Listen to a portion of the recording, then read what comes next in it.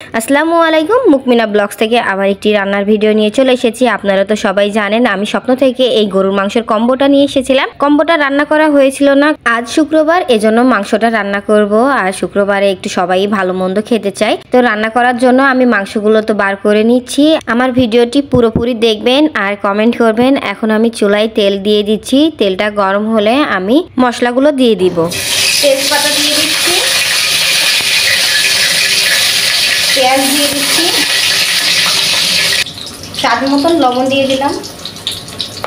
পেঁয়াজটা হালকা ভেজে নিয়েছি। আর এখানে আমি দারচিনি বেটে নিয়েছি, জিরা বেটে নিয়েছি, পেঁয়াজ বেটে নিয়েছি, আর এখানে রসুন বেটে নিয়েছি।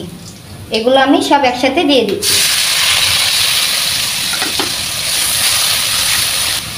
1 চা চামচ হলুদ দিয়ে দিলাম।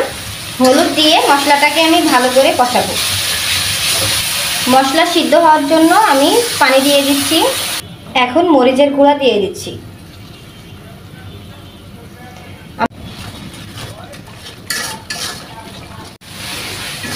মশলা কষানো হয়ে এসেছে, এখন আমি মাংসগুলো দিয়ে দিব। এই যে মাংস আর আলু একসাথেই দিয়ে দিচ্ছি। মাংসগুলো একটু ভালো করে নেড়ে চেড়ে নিচ্ছি।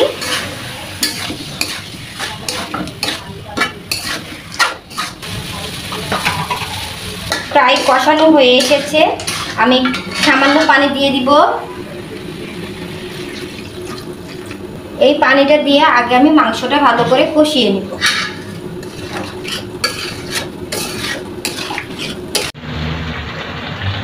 এই যে পোলাও ভাত হয়ে এসেছে, আর এখানে মাংসটা কষানো হচ্ছে। মাংস কষানো হয়ে গেছে, এখন আমি ঝোলের জন্য পানি দিয়ে দিব। আর পানি দেওয়ার জন্য আমি এখানে হাঁড়িতে একটু পানি বসিয়ে দিয়েছি। এই পানিটা গরম হয়ে গেছে প্রায়, এই পানিটা আমি এখন দিয়ে দিচ্ছি।